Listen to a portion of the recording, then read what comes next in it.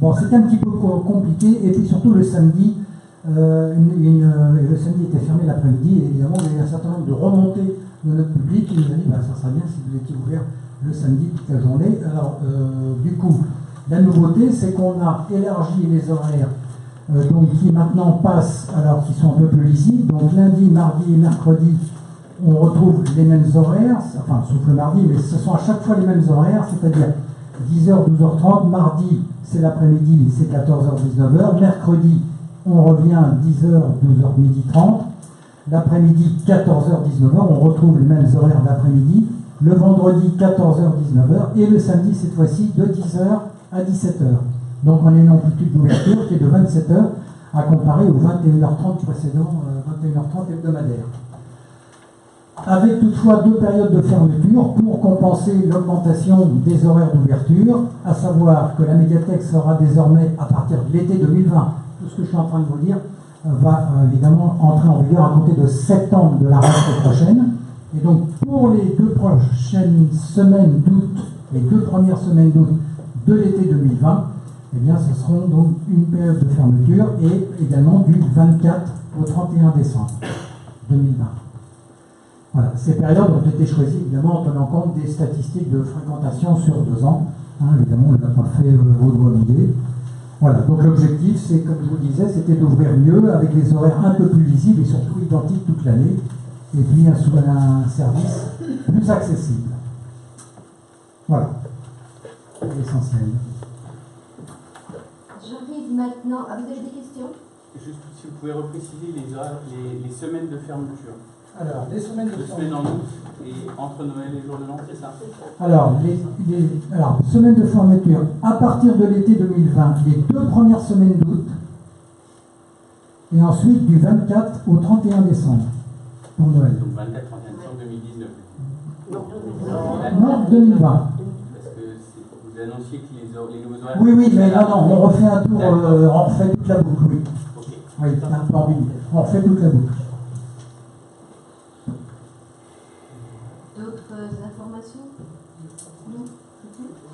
Alors nous allons passer maintenant au bordereau 79 concernant la commande publique, et ça répondra en partie à la question de M. le métayer. Donc vous avez les consultations, et donc je vous laisse les lire, vous avez tout, et vous allez vous apercevoir que les travaux de rénovation de l'aventure en boiserie pour le cinéma a été attribué à l'ERL Lenezette, et qui doit commencer en juillet.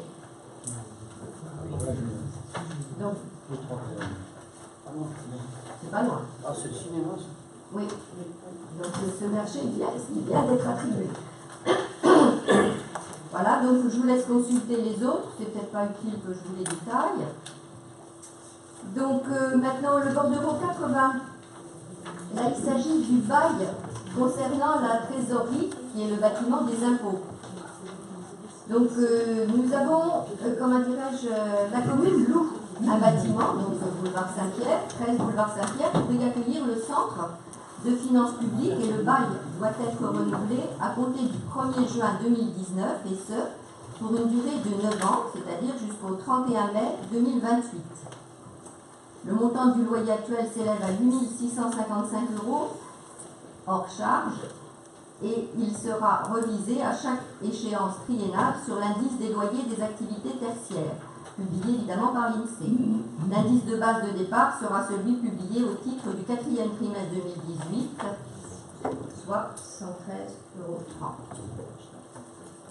€. Nous avons, comment dirais-je, ne vais pas vous cacher que nous avons été alertés par l'intersyndicale Finance 56 sur le risque de fermeture de la trésorerie dans le Morbihan. Et la nôtre notamment. Dans le même temps, le gouvernement annonce l'ouverture de permanences dans les mairies ou dans des maisons de services publics. Et là, je dois dire qu'on a reçu ce matin ceci, votre centre des finances publiques va prochainement fermer ses portes. Pour toute réclamation relative à ce désagrément, veuillez vous rapprocher de... Voilà. Donc, je tenais quand même à vous le dire aussi, parce que Alors c'est vrai que rien ne remplace un service de proximité, même si on a des maisons de maisons de service public avec des permanences, c'est vrai que le service de proximité, on peut avoir un œil attentif, mais je crois que malheureusement, on ne peut peut-être pas grand-chose. Donc ceci fait partie de ce que je voulais aussi vous communiquer et partager avec vous. Donc autrement, on arrive au bordereau 81, donc les déclarations d'aliénés, vous les avez. Avant de répondre à vos questions, ou alors si je vais commencer par répondre à vos questions, donc monsieur le métayer, vous avez posé la question concernant le cinéma Iris. Oui, il avait été prévu un défibrillateur au cinéma. Il a été prévu, alors là, très honnêtement, je ne sais pas où c'en est, mais on va contacter les services techniques pour leur rappeler et savoir comment ça va se passer et quand. D'accord? Donc, je vous ai répondu pour l'aventure. Monsieur le maire, vous avez posé la question quant à l'aire de camping-car, le nombre de nuitées.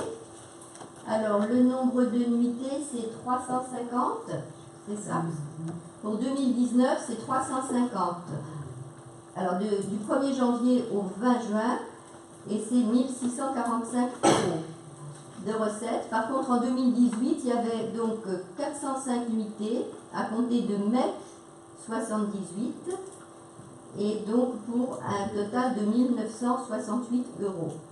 Alors, il faut dire qu'on a bénéficié, il y a eu un orage qui a tenu la barrière ouverte pendant les week-ends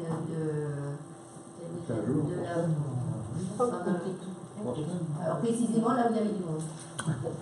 Je dois dire que c'était un peu énervant. Oui. Donc voilà.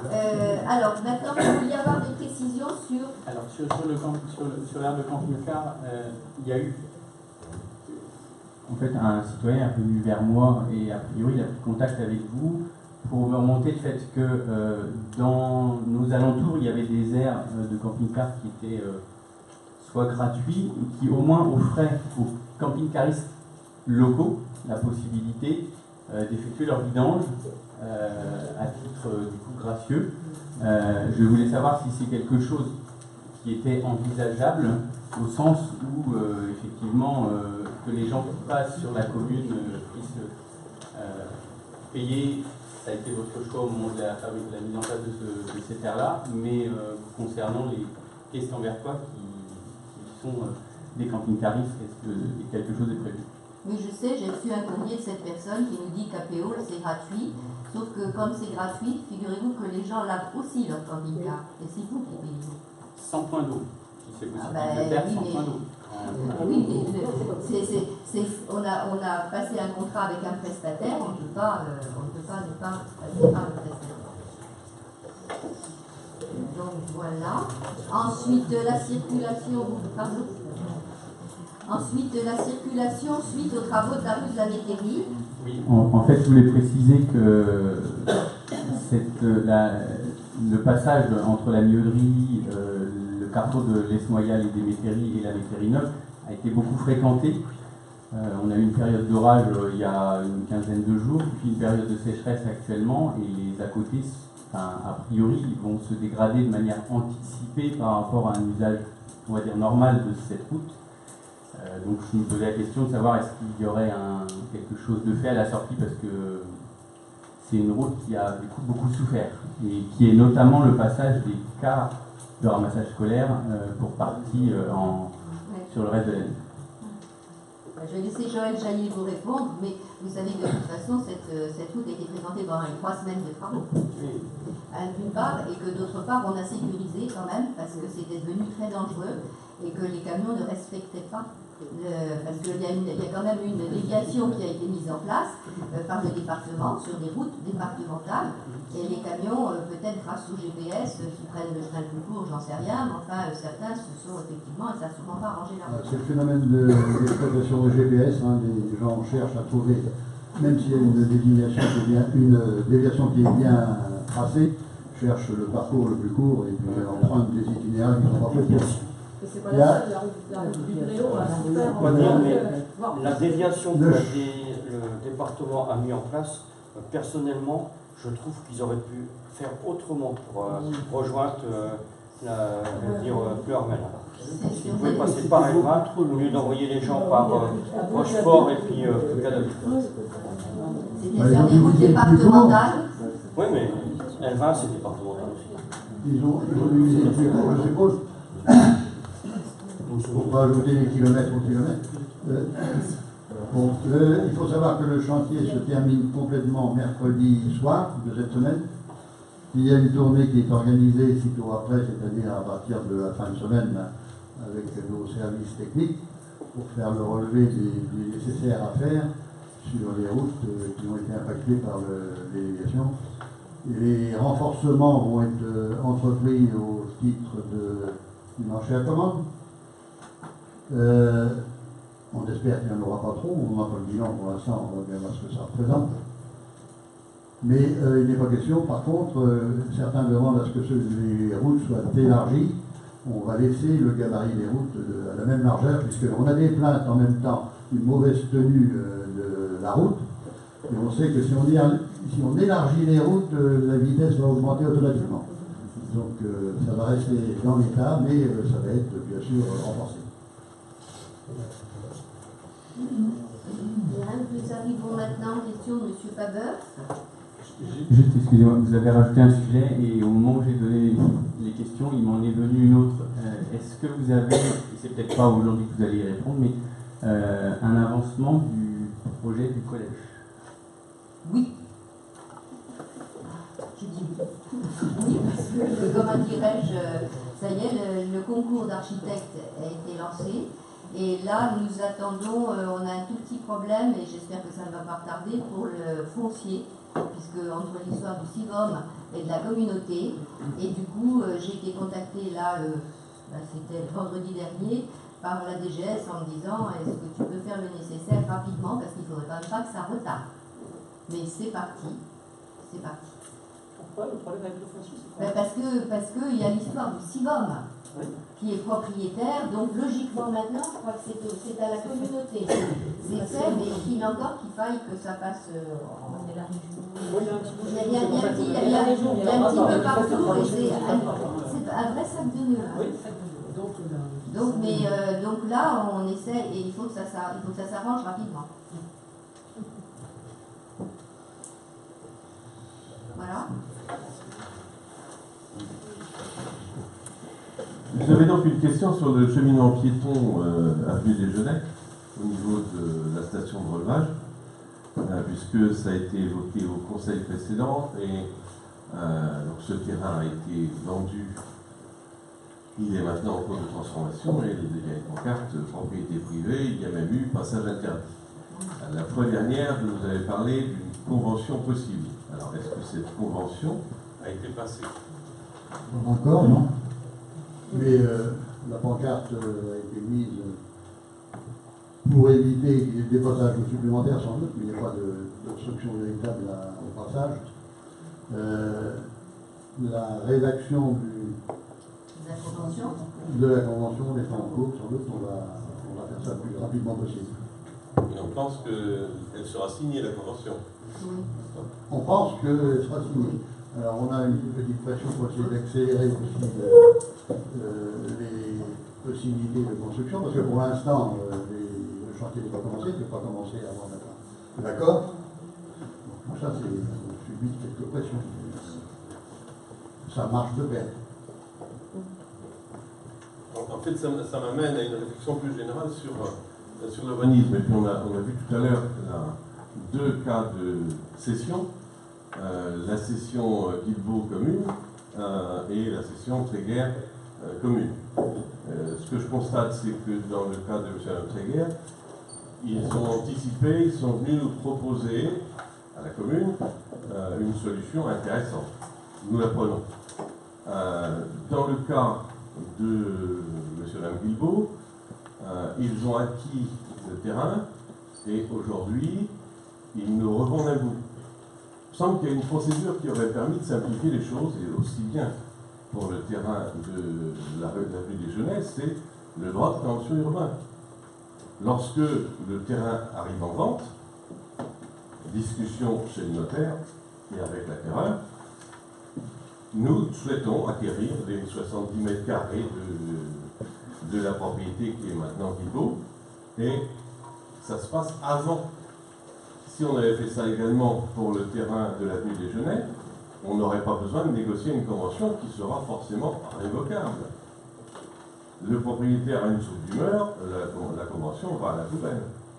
C'est quand même pas simple.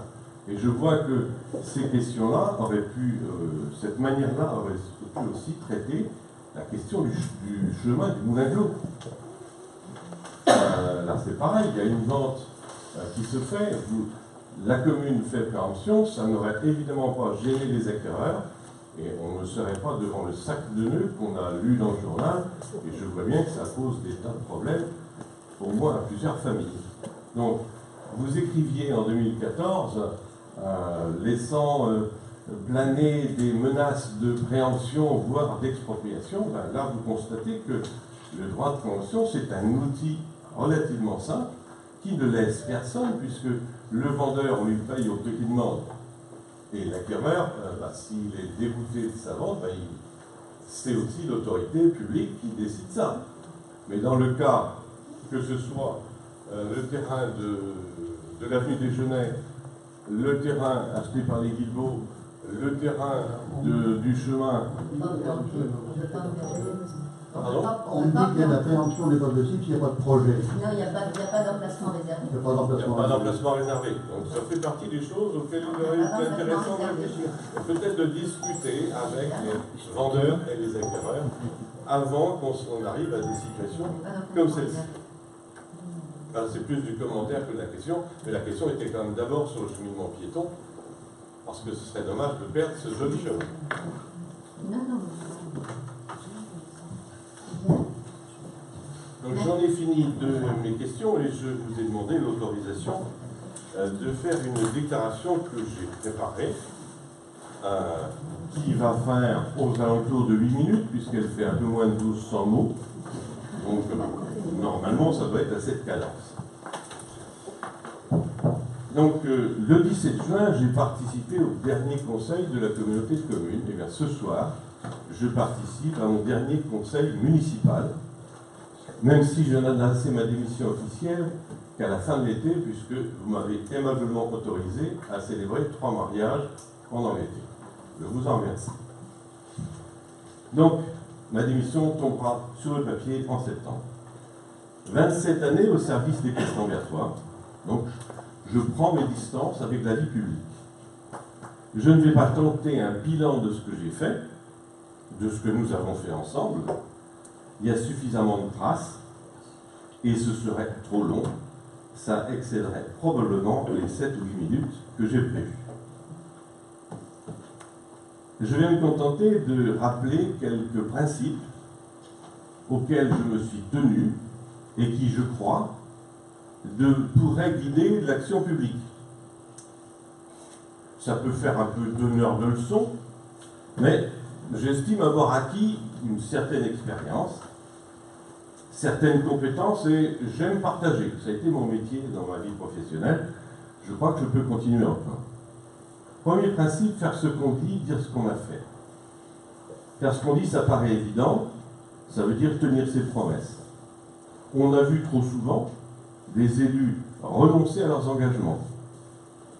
Et il arrive aussi que, parce que ça marche dans les deux sens, que des électeurs aient été enthousiasmés par des promesses vagues et intenables.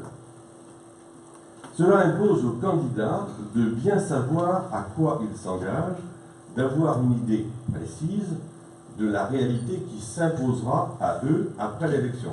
J'ai de multiples exemples ici et ailleurs. Dire ce que l'on a fait, ce que l'on fait, oui, parce que ça me paraît essentiel d'informer les habitants, les citoyens, le plus complètement possible, le plus honnêtement possible, sur les projets qui sont en cours et d'expliquer les raisons des choix. Il y a trop de fausses croyances, il y a trop d'idées fausses. On nous cache tout, on ne dit rien. Ça se dit de votre temps, ça c'est dit du mien, ça se dit trop souvent. Et donc il y a trop de fausses croyances pour laisser la place à l'impression de secret, de décisions prises en catimini, à 2 ou 3 dans un bureau du maire ou du président.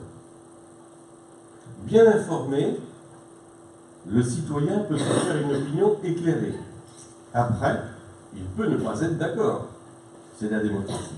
Mais au moins, son accord ou son désaccord sera sur des faits réels et non pas sur des fantasmes. Vous comprenez mon exigence de sincérité. D'ailleurs, je me reconnais assez bien dans la devise de témoignage chrétien, ça remonte, hein. Vérité et justice, quoi qu'il en coûte.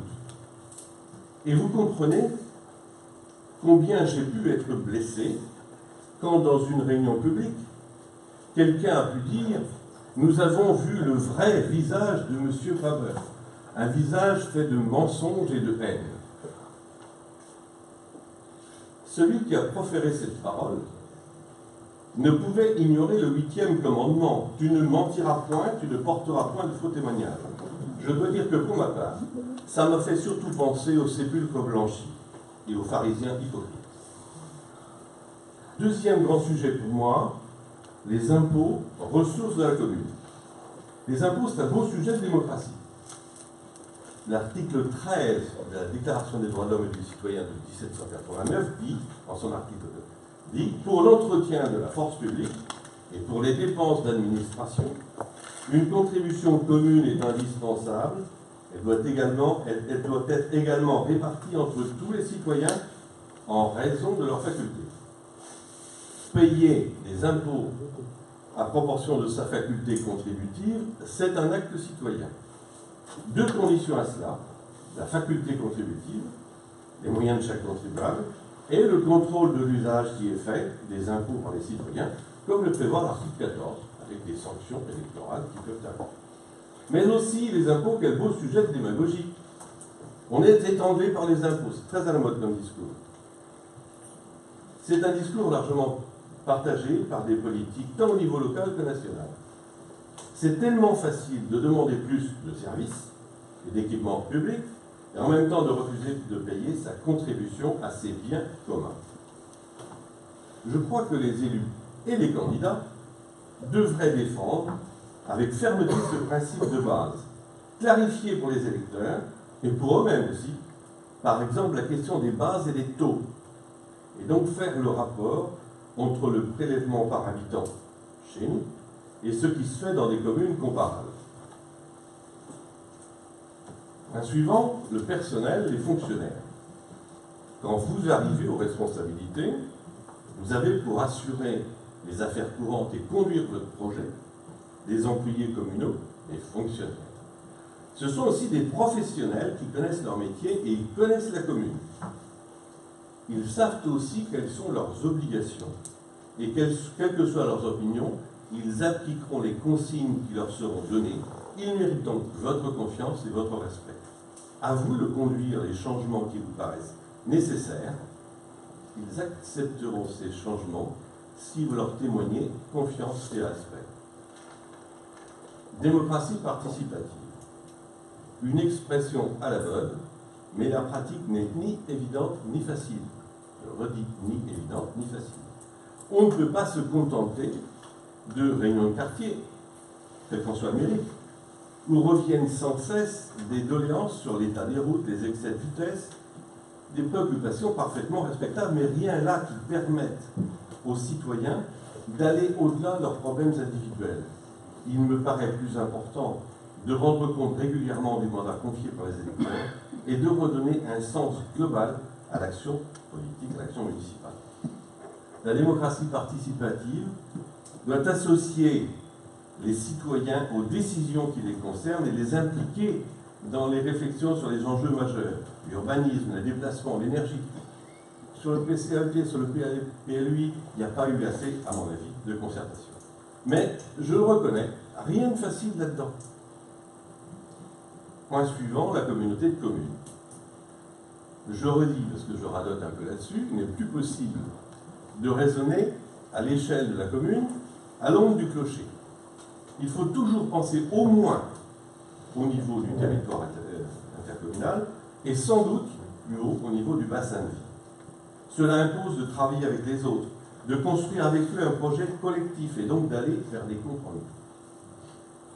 Dans ce projet de territoire, la ville-centre, la nôtre, doit assumer ses responsabilités, c'est-à-dire, sans crainte et sans arrogance, assumer son leadership. Ce qui ne veut pas dire s'arroger tout le pouvoir. De la politique, oui, et ben moi, je fais de la politique, j'en ai toujours fait, et je le fais avec fierté, sans jamais cacher mon étiquette, sans vouloir non plus l'imposer à ceux qui acceptaient de travailler avec moi pour un projet pour Questenberg. L'appartenance à un parti ne signifie pas qu'on se soumette à je ne sais quelle directive venue d'en haut. Elle signifie seulement qu'on se retrouve sur un certain nombre de valeurs. Car de s'afficher comme un politique relève pour moi de l'ignorance ou de l'insincérité, pour ne pas dire du mensonge. D'ailleurs, très vite, les masques tombent et le vrai visage se révèle. Et puis, je termine sur un point d'accord avec vos déclarations de 2014. Vous écriviez 19 ans de mandat ininterrompu, c'est trop long. Eh bien, je suis d'accord. Vous l'ignorez peut-être, j'avais prévu de me retirer au cours du mandat précédent. Pour des raisons indépendantes de ma volonté, je n'ai pas pu le faire. Vous avez raison, en effet, 19 ans.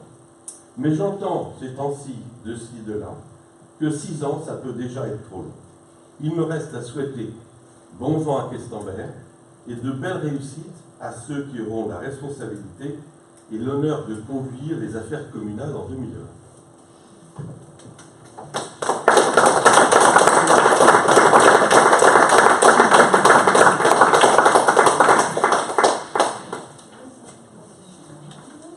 Très bien. Je vais maintenant donner les dernières informations. Donc, le mercredi 3 juillet, signature de la convention participation citoyenne. C'est à quelle heure, ça? 10h30. Le jeudi 4 juillet à 11h, inauguration des travaux avenue de la Gare. Rendez-vous sur place au giratoire du Godréo. Le 20-07, donc c'est la fête bretonne. Le 27-07, puis le 10-08, puis le 17-08, les estivales. Ça se passe sous les yeux, hein, c'est ça? On est bien d'accord. Vous avez donc ça sur la table, les flyers sur la table. Le 16 septembre, donc conseil communautaire. Et le 30 septembre, donc conseil municipal. Voilà, la séance est levée. Je vous remercie.